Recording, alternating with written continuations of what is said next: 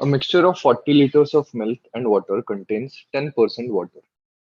How much water must be added to this mixture in order to make it a 20% water mixture? Now 40 liters of mixture is there, 10% is water. So we can find out water quantity is 10% of 40 liters. That is 4 liters. Now, how much water must be added to this mixture in order to make it a 20% water mixture? Now, if we assume that X liters water is added,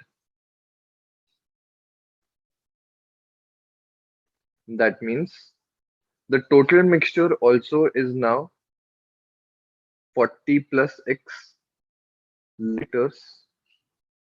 Now, we want 20% to be water.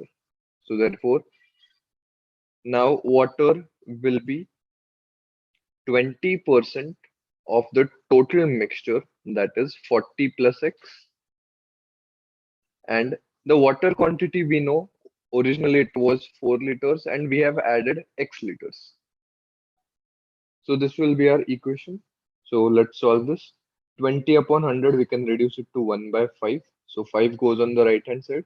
We have 40 plus X is equal to 5 fours are 20 plus 5X. So we have, bringing all X on one side, we have 4X is equal to 20. Therefore, X is equal to 5. So that is our answer.